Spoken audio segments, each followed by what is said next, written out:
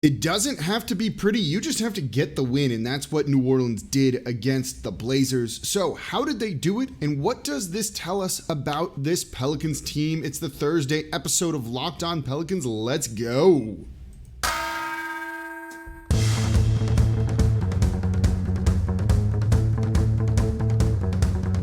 You are Locked On Pelicans, your daily New Orleans Pelicans podcast, part of the Locked On Podcast Network. Your team every day. Welcome to another edition of Locked On Pelicans, the daily podcast covering your favorite team, the New Orleans Pelicans at NBA, part of the Locked On Podcast Network, your team every day, available wherever you get your podcasts and available on YouTube. I'm your host, Pelicans Insider, credential member of the media, Jake Madison, at NOLA Jake on Twitter. Here with y'all on this Thursday. Pelicans get a win, 117-107 over the Portland Trailblazers, though it looked like for a second or two there, they might just kind of mess around, or as Antonio Daniels, the other AD, Antonio Daniels said on the broadcast, they were playing with their food just a little too much, but they got the victory. How'd they do it, and what does it tell us about this team? There's a couple big takeaways from this one, I think. But before we get to all of that, thank you for making Locked On Pelicans your first listen every day. We're free and available 5 days a week for y'all. Wherever you get your podcasts and on YouTube, subscribe to the show, tell a friend, leave a 5-star review. Did I mention it's free? No paywall or anything like that. Okay, so 117-107. This was a bit of a nerve-wracking game because first the Pelicans come out and they're just ready to smoke this team. CJ McCollum is 4 of 4. He's got 10 points. Brandon Ingram was attacking. They were playing inspired defense. They get out to like a 19-8 lead, and then that quickly evaporated. This team just started playing around, just not really trying on defense, I think assuming, and not wrongly so, that they could just kind of waltz in and beat this Portland Trailblazers team very easily. We know they're not good enough to do that just yet. Again, we've talked about it, right? The defense is a work in progress, and that might be putting it lightly. They leave open shooters, particularly in the corners and from three, way too often. They struggle at times with point of attack contain, allowing dribble penetration, causing a scramble, causing rotations, which leads to those open shooters. And you saw a lot of that. And the Portland Trailblazers shot 6 of 9, 6 of 8 from three in the first quarter. And New Orleans found themselves trailing. Not a great situation to be in. And then then for the rest of more or less the rest of the game until the fourth, the second and third quarters, it was back and forth. They'd have some runs, then they would play bad defense. They were frustrated a little bit by the zone that Portland threw at them, but started to figure that out and finally started hitting their shots. And then regression to the mean happened, similar to what happened in the Lakers game, where the Lakers and their shooting was just not sustainable. And then on the night, you look at it and realize, oh yeah, Portland started really bricking some threes. 14 of 42. They made a third. It's a bad number. They're not a good three-point shooting team anyway. And then you had the fourth quarter in the second half where guys just started making the right type of plays. The big men took over for periods. We'll talk about that in the next segment. You had spark plug role players in Jose Alvarado, Naji Marshall playing excellent basketball in this one. And then, despite an off shooting night, you had Brandon Ingram really in control. So when I said, what is it in the open? What does this tell us about this Pelicans team? It tells us that Brandon Ingram has grown so much, and you already knew this, grown so much as a player that he's capable of impacting the game even when he's shooting 4 of 12 from the field. 4 of 12. But you know what? Dude scored 19 points. More importantly, he had 6 assists. He got to the line 13 times in this one. His shot wasn't falling, no problem. In the second half, he went to the line 10 times alone. Going out there, trying to just make plays. 4 assists. Working off ball. When he had the ball and they were sending 2 at him, he was passing. When he had it one-on-one, he just decided he was going to play downhill and attack, and this whole team really did. Brandon Ingram in the second half, 10 free throws. The Portland Trailblazers, 3. That's how you impact a game when your shot's not falling. Do it in other ways, and Brandon Ingram is not just a one-dimensional player. He's not just a one-dimensional scorer. He's a guy that can go out and get it done multiple ways. The shot wasn't there.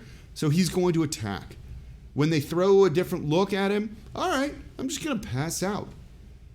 It was a tremendous performance from him, actually. And he's a big part, everyone's really in this one, a big part of why the team won. But it also shows you that down the stretch, he can lead you in a different way than being that go-to scorer. Something that Portland was just really missing in this, as no one for them could really start to get a bucket down the stretch as New Orleans started to pull away. But Brandon Ingram, his play, much needed, excellent. Good job filling up the stat sheet in other ways. So coming up next, Jackson Hayes, Jonas Valanciunas, playing a big role, particularly in the second half. Basically everything was like the second half for the Pelicans in this game. Let's talk about what they did and why that's important for New Orleans going forward. Coming up here next in today's episode of Locked On Pelicans. Before we do that, though, today's episode of Locked On Pelicans is brought to you by NBA Top Shot. NBA Top Shot is the officially licensed NFT of the NBA. Connect with a passionate community of NBA fans across the globe and build your collection with your favorite moments from NBA history. NBA Top Shot is the future of what being a fan looks like. It's part trading cards, part stock market, part fantasy sports with a built-in loyalty program. And NBA Top Shot has evolved trading cards and made it easier to buy, sell, and trade by removing the hassle of card grading, shoeboxes, binders. Their 24/7 peer-to-peer marketplace lets you scroll through all of your favorite players and teams. I just bought a Herb Jones moment. His first moment on there from his rookie season. It's a dunk. It's awesome. And it lets you find your favorite players and teams. And once you find the moment you've been looking for, I wanted that Herb Jones one, you can buy it in just a couple of clicks. Now, I hear all the time, why would I buy something that I could watch on YouTube for free? And I tell those people it's not about watching a highlight. It's about having an ownership in the stock market of the NBA's greatest moments. And owning NBA Top Shot moments can get you access to unbuyable, once-in-a-lifetime experiences. Last year, Top Shot flew out a group of fans to Phoenix for Game 5 of the NBA Finals just because they owned a lot of Phoenix Suns moments. The following week, they flew a bunch of people out to the NBA draft. They got to play basketball with Obi Toppin and have dinner with future first-round picks just for having a lot of rookie moments. So you can sign up for NBA Top Shot today. The best way to start is by getting yourself a starter pack. I just had one and I opened a Jose Alvarado moment, his first one ever in there. So you can pull a moment of a superstar like LeBron, KD, or star rookies just for $9. So head over to lockedon.nbatopshot.com to start building your collection today. Again, that is lockedon.nbatopshot.com. All right, thank you for making Locked On Pelicans your first listen every day. We're free and available 5 days a week, no paywall. For your next listen, check out the Locked On Now podcast, nightly recaps of every NBA game with analysis from our local experts. It's free and available wherever you get your podcast. You cannot get all the context just from a box score. Listen to the person who's there covering the team on a nightly basis. All right, so we're talking about the Pelicans' 117-107 win over the Portland Trailblazers. This game, by the way, puts them up a game and a half over the Los Angeles Lakers for ninth, and they're 2 games up now on the San Antonio Spurs, who lost last night as well. So a little bit of breathing room, though not something that you want to just kind of assume they're going to get, but it's nice to have a little bit of separation from those other teams that are chasing them in the standings. All right, so what did we learn about this Pelicans team in this game, right? Sometimes you just got to win ugly and just get a win. Not, you play 82 games. They're not all going to just go according to plan. You're much better than this team, so you should go out and beat them. It doesn't work like that. And Portland had some guys that are looking to try and make their mark in the NBA, just stay in the NBA, right? And so those guys are going to come out and play hungry because their careers and millions of dollars are on the line for them if they have that, if they do. And the Pelicans had a counter to it. With a lot of players shut down for the Portland Trailblazers, they were playing really small lineups at times, and New Orleans took advantage. Drew Eubanks, their starting center, is 6'9". New Orleans should be able to feast in the front court, and you know what? It took them a little bit to get going, but they did. In the third quarter, Jackson Hayes took over for a period in that quarter. 11 points during that run, helping New Orleans. He was 4 of 5. He made a 3 stepping into it with confidence and made 2 free throws. When he has a size advantage like that, when he's playing out there on the perimeter where no one really has an idea of how quick he is, he can make some plays. He's a lob threat, right? You can easily get him the ball down low and he can score and go to work and take advantage of his size and his leap ability over others.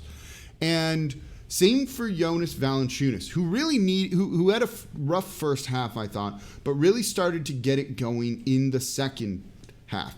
14.7 rebounds for the Pelicans starting center. In the first half, he just scored 5 points and had 4 boards. But in the second half, he realized he had an advantage and he went to work, particularly in the fourth quarter where he scored 10 of those points. He was a perfect 4 of 4. Use your advantage and press it. That's what they did. That's what they needed to do. This teaches you that if teams go small against New Orleans, one, Valanciunas will make you pay. Absolutely will make you pay. He's a big dude, right? You see him play with his back to the basket. He's kind of throwing his weight into a guy. And it works. He gets closer to the basket. He has that little running hook shot he can do, a little bunny, if you will, and he can score with those. And then Jax just makes those athletic plays that a lot of centers and power forwards just aren't prepared for him and really don't know how to defend. And that's what really worked for New Orleans. That was where the advantage was. Other guys were off, right? You saw Brandon Ingram not shooting the ball well. You had Devontae Graham go 1 of 5 in this game, right? You needed to get your offense from somewhere. CJ McCollum struggled a little bit shooting on the night in the second half. So use your big men when they have a significant size advantage over them. You saw Jackson Hayes get that offensive rebound, put back little running thing that was just due to him being an athletic freak. He hung in the air for what seems to defy gravity and be way too long. And he does that, and it lets him get the ball and put it back in on a play that he had no business making. And he does. So if a team wants to counter New Orleans and go small, they're going to make you pay. If they end up playing the Lakers in the first round, right, and it's Anthony Davis at center and whoever at power forward, they might be able to make you play with a size advantage there. You know, it's not quite the same when AD's at 5, and who knows if he will, but you get what I'm trying to say. And so they have that ability to counter those small ball lineups with a killer big man center and then a springy power forward also center who can make the most of those type of minutes. And they're a big reason why New Orleans was able to win this game in the second half. Again, it's not necessarily easy. Playing back to the basket, post-up basketball isn't going to be the most fun and flashy type of thing. And in this day and age in the NBA, it's not always the most efficient. But when you have a big man who can score like Valanciunas does, yeah, it's going to be absolutely okay. And you have what Jackson Hayes can do. That's definitely going to work. So we learned they're capable of doing that, at least against like kind of subpar teams. But a lot of the teams that they're playing going forward really kind of fit into that bucket, including Portland, again, in New Orleans. So as I keep coughing for some reason. Coming up next, role players doing their thing that they really need to do. Coming up here, we'll talk about Jose Alvarado and Naji Marshall. I'm going to hit the mute button and just cough so you guys don't have to deal with that. Then we'll go into the next thing. Okay, I'm back now. Let's do it. Okay, so that's all coming up here next in today's episode of Locked On Pelicans. Before we do that, though, today's episode of Locked On Pelicans is brought to you by BetOnline.net. After months of playing, college basketball has determined the top teams for the Final Four and will determine this year's national champion in New Orleans this coming weekend. And BetOnline.net is your number one source for all your sports betting needs and info. For all the latest odds, contests, and player props, whatever it is, you name it, it's over at BetOnline.net. And BetOnline.net remains the best spot for all of your latest sports developments, including podcasts and reviews for all the leagues this season. They even had the Pelicans winning this game during the live betting. If you believed in this team, you could have gotten on there, made a little bit of money by betting the Pelicans in the second half. And look, it's not just basketball. BetOnline is your continued source for all your sports wagering information needs, including that live betting like I was just talking about, and your favorite Vegas casino games. So head to the website today or use your mobile device to learn more about the trends in action over at betonline.net. BetOnline, where the game starts. All right, thank you for making Locked On Pelicans your first listen every day. We're free and available 5 days a week, no paywall. And now for your second listen, go check out Locked On Saints. Ross Jackson breaking down everything black and gold and all of the crazy developments in just everything going on, right, with the NFC South. A lot there. Bruce Arians out, or like retiring as head coach of the Bucs. What does that mean? Like, what does that mean? I don't know. I'm going to listen to Locked On Saints and find out. Make sure that they are your second listen every day. All right, so we are talking about the Pelicans' 117-107 win over the Portland Trailblazers. Again, it's not always going to be pretty, but can you find ways to win? The Pelicans did that. Can you press your advantages when you're having a bit of an off night? The Pelicans did that. And in a sense, that kind of makes it a good win, doesn't it? Like, if you find a way to do it when just things are working against you and the other team is playing out of their mind, I don't know, feel pretty good about that. And the team being able to accomplish things when that's the case. So, looking at it, good win for the Pelicans, especially because it gives them a little bit more breathing room in the standings as well. But two guys I want to shout out. First, Jose Alvarado, and to a lesser extent, Herb Jones in this one. I mean, he did the thing again, right? Like, he did the thing again. Jose Alvarado stood in the corner, looked like he was on the bench, and as the team inbounds the ball, he just runs from behind and picks their pocket when they're not expecting it at all. It's in the scouting report at this point, right? Or is it not? Or if it is, are they not reading it? Come on. Everyone knows this is the thing now, and he keeps pulling it off. And then he kept getting the ball at other times. The dude just has a nose for the ball. And you've got to give him so much credit, right? Like, he has the makings, the makeup physically of a player that shouldn't be successful in the NBA, but because of his drive, the way he plays, the mentality he has, he's got a guaranteed contract, which we said was going to happen, right? 4 steals on the night for Jose Alvarado, 4 steals for Herb Jones as well. They needed defense in this one. And a lot of those steals turned into easy transition points for New Orleans. Defense turning into offense. Sign me up for more of that. And look, you need that, right? You need another guard to play well. Because Devontae Graham isn't. 1 of 5 from this. Jose Alvarado made the same amount of threes as Devontae Graham did. And Jose Alvarado didn't take a 3. Devontae Graham has been struggling. He gives you no defense. Jose Alvarado played fewer minutes than him by like 24 seconds less. But still, at this point, he needs to probably start to take a bigger role. I get that Willie Green is trusting the vet a little bit more here, but look, they're both equally undersized.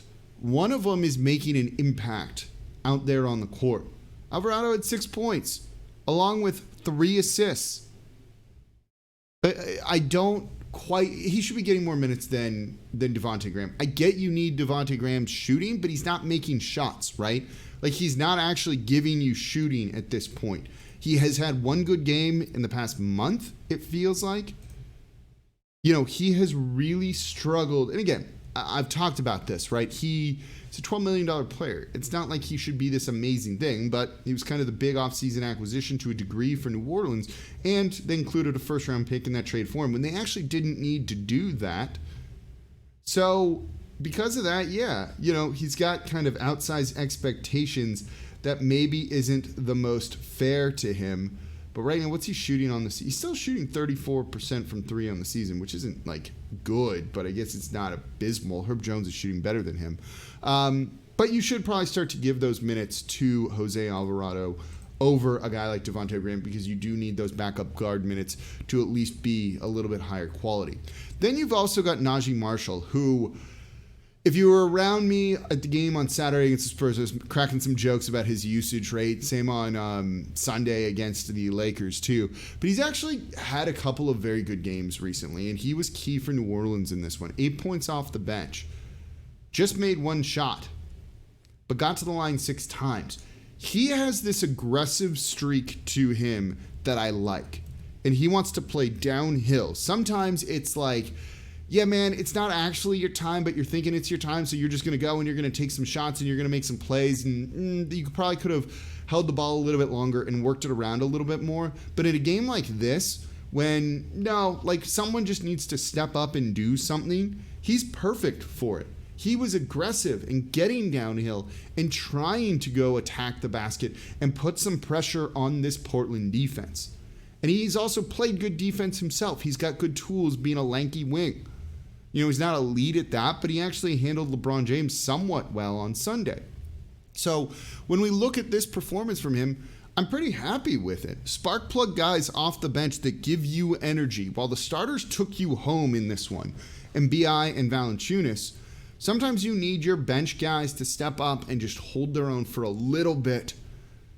And that's what Naji Marshall and Jose Alvarado really provided this team. That's why there's a big part of why they won. They're capable of stepping up and doing this. And if Naji Marshall can really kind of find that right role, he's an asset to this team, and he's been playing well lately. And also, quick shout out in this one to Trey Murphy as well. He had a couple of big threes in the second half that this team really needed to really get going. And so going 2 of 4 from 3 in the second half for 6 points, yeah, they need him to make those shots. They need threes made to help space the court and help with some of the math. He stepped up too. So again, you saw 3 things. BI is capable of making a massive impact in the game in a variety of ways. Go small against New Orleans, and I actually believe they're going to be able to really punish you for doing that. And you got some spark plugs off the bench. So it's an ugly win, but you need that. And it shows the Pelicans can get those gritty wins. And this is good experience going forward to close the season out on a high note and a strong note. And hopefully we'll see some of this pay dividends in the play-in tournament. All right, that's going to do it for this episode of Locked On Pelicans. Thank you all very much for listening. I'm at a hotel again, so sorry for some of the noise here. There's also like a loud, massive party outside. And I'll be back home tomorrow, so we'll be back in the usual recording setup. The audio will be a little bit better, so thanks for bearing with me as I was out here for work the past couple of days. As always, I'm your host, Jake Madison, at NOLAJake on Twitter, and I'll be back with you all tomorrow.